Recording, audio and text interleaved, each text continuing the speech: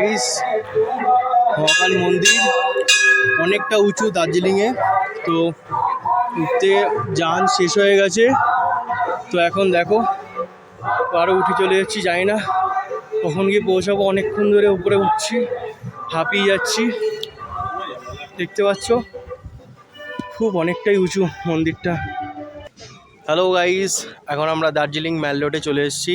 দেখতে পাচ্ছ পরিবেশটা দেখে নাও, জাস্ট অসাম ভিউজ। আমরা মহাকাল মন্দিরে ঢুকে গেছি।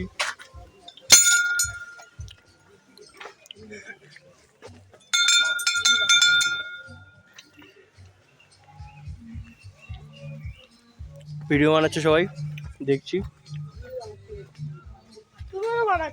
আমিও বানাচ্ছি, সবাই বানাচ্ছে, ঠিক আছে। উপরে উঠছি, পৌঁছে গেছি মায়ের মন্দিরে। মহাকাল মন্দির দর্শন করো।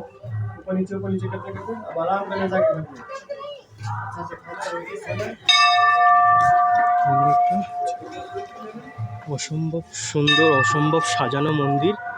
না দেখলে কেউ বিশ্বাস করতে পারবে না মন্দিরটা।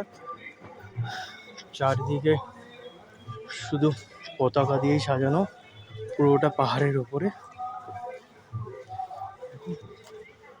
দারুণ মন্দির, পুরো চারিদিক সাজানো।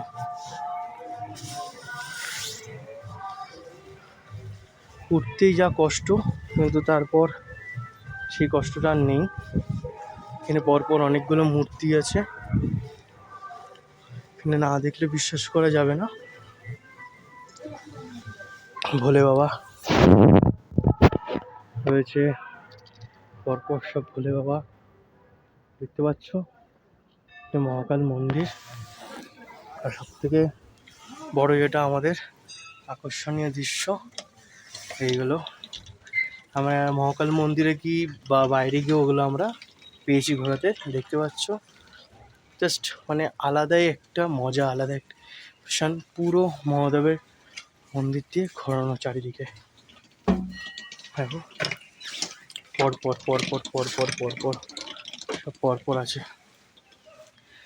তো যারা আসবে দার্জিলিংয়ে, এই মহাকাল মন্দিরটা অতি অবশ্যই ঘুরবে, খুব ভালো লাগবে। কারণ হচ্ছে মন্দিরটা মানে দেখার মতন, আর শুনেছি নাকি খুব জাগ্রত মন্দির, ঠিক আছে।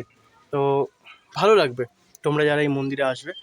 আর প্রত্যেক কটা দেখো ভোলে বাবার সব আলাদা আলাদা মূর্তি করা রয়েছে, ঠিক আছে।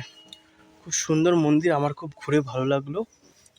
তো কিন্তু উঠতে খুব কষ্ট, যাদের হাঁটুতে ব্যথা বা শ্বাসকষ্ট আছে তাদের এখানে না ওঠাই ভালো। বাকি সব কিছু ঠিক আছে।